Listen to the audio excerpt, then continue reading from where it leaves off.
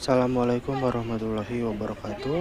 Perkenalkan, nama saya Evan Pratama dengan NIM 607062330137 dari kelas D3IF 4701. Jadi pada kesempatan kali ini saya akan menyampaikan materi guna memenuhi tugas besar mata kuliah agama Islam.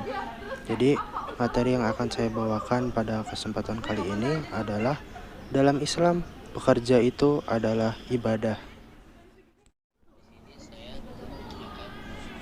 Ya, jadi kenapa sih dalam Islam bekerja itu adalah ibadah? Jadi di sini ada setidaknya 4 poin yang bisa saya sampaikan. Jadi yang pertama itu adalah dalam Islam bekerja adalah keniscayaan bagi setiap muslim agar dapat memenuhi kebutuhan sehari-harinya.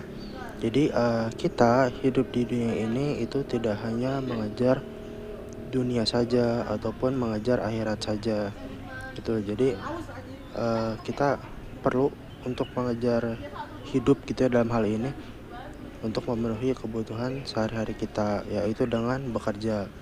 Itu mengapa bekerja itu adalah ibadah. Nah, kemudian poin yang kedua adalah bekerja itu sebagai bentuk keberadaan manusia. Kita manusia ada di bumi gitu ya, hidup di bumi itu bukan tanpa alasan. Tuh, dengan kita bekerja, kita mengisi eksistensi kita sebagai manusia, yaitu adalah dengan bekerja. Nah, kemudian poin yang ketiga adalah kerja sebagai bentuk mendekatkan diri kepada Allah Subhanahu wa taala. Nah, jadi kerja ini bisa kita jadikan sebagai cara begitu. Bisa kita jadikan sebagai cara untuk mendekatkan diri kepada Allah. Jadi kita tahu ya, orang yang paling dekat di sisi Allah adalah orang yang bertakwa. Nah, dengan kita bekerja ini, kita jadikan sebagai cara untuk mendekatkan diri lebih dekat lagi kepada Allah. Tuh. Nah, kemudian poin yang keempat adalah membangun kemandirian. Seperti poin yang saya jabarkan sebelumnya, dengan kita bekerja, kita dapat memenuhi kebutuhan hidup sehari-hari kita. Nah, jadi hal itu tentunya bisa membangun kemandirian kita agar kita tidak bergantung kepada orang lain. Nah, kemudian tadi setelah kita membahas ya, jadi mengapa bekerja adalah ibadah dalam Islam, kemudian saya akan membahas urgensi bekerja dalam Islam. Jadi dalam Islam, apakah dijabarkan kalau bekerja itu adalah kewajiban? Ada nggak sih ayatnya di Al-Quran gitu yang menerangkan tentang bekerja? Nah, di sini saya mengambil Quran surat At-Taubah ayat 105. A'udzubillahi minasyaitonirrajim. Bismillahirrahmanirrahim. Wa quli umalu fasayarallahu amalakum wa rasuluhu wal mu'minun wa saturaddana ila alimil ghaibi wasyahadati wa yunabbi'ukum bima kuntum ta'malun, yang artinya, dan katakanlah, bekerjalah kamu, maka Allah dan Rasul-Nya serta orang-orang mukmin akan melihat pekerjaanmu itu, dan kamu akan dikembalikan kepada Allah yang mengetahui akan yang gaib dan yang nyata, lalu diberikannya kepada kamu apa yang telah kamu kerjakan. Tuh, nah jadi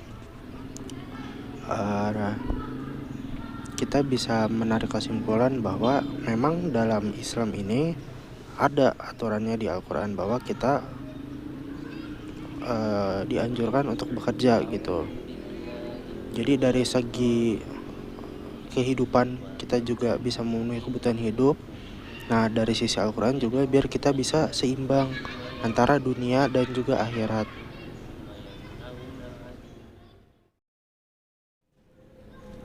Ya, kemudian saya akan membahas yaitu etika berprofesi dalam Islam.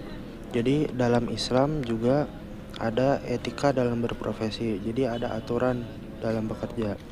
Yang pertama itu adalah sidik, yang berarti jujur atau benar. Jadi dalam pekerjaan gitu ya, dalam bekerja kita itu harus senantiasa berbuat jujur. Karena jujur itu mengantarkan kita pada kebenaran, dan kebenaran mengantarkan kita kepada surga. Nah, kemudian yang kedua adalah amanah atau dapat dipercaya.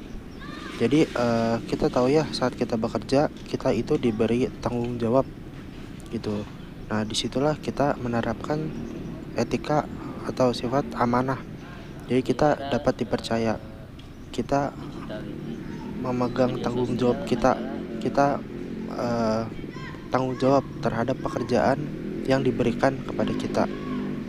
Nah, kemudian yang ketiga adalah tablik atau menyampaikan.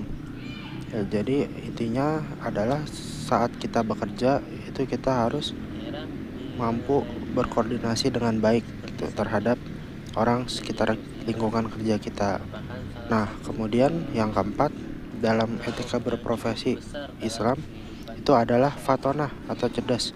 Jadi kita sama Allah itu diberi otak gitu ya, diberi otak untuk berpikir. Nah, disitulah kita menerapkan fatonah atau cerdas.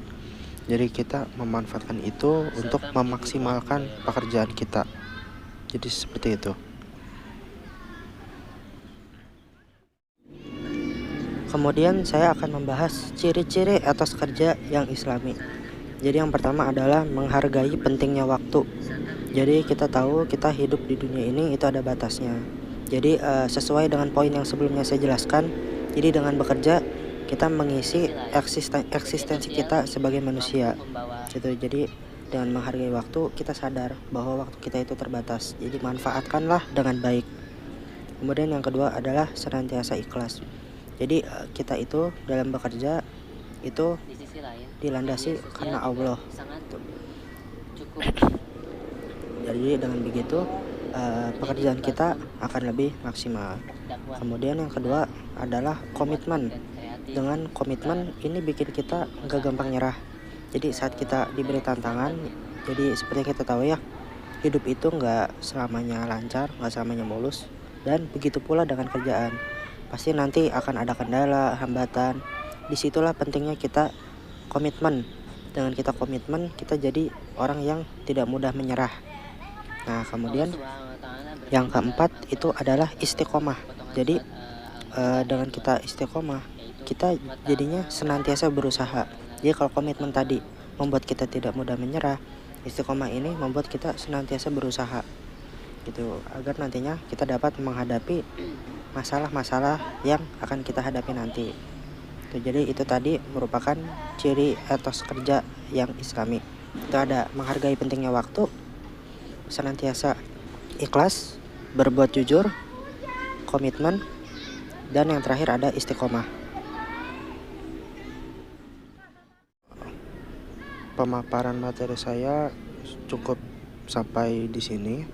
Sebelum saya menutup ceramah saya pada kesempatan kali ini, saya akan menyampaikan kesimpulan, yaitu setiap muslim hukumnya adalah wajib untuk bekerja. Selain agar seimbang antara dunia dan akhirat, dengan bekerja seorang muslim dapat memenuhi kebutuhan hidupnya. Dengan bekerja akan membuka jalan untuk bentuk ibadah yang lain, seperti misalnya sedekah, dan masih banyak lagi. Misal kita punya rezeki yang berlebih ya, mungkin karena kita bekerja keras, kemudian kita mendapat rezeki lebih. Nah, rezeki lebih itu bisa kita gunakan untuk bersedekah. Sebelum saya menutup ceramahnya, izinkan saya menyampaikan pantun. Pak Hasan beli kelapa, pulangnya ke rumah Pak Somad. Giat-giat dalam bekerja agar selamat dunia dan akhirat. Baik, cukup sekian yang bisa saya sampaikan. Kurang lebihnya mohon maaf. Wabillahi taufiq wa hidayah. Assalamualaikum warahmatullahi wabarakatuh.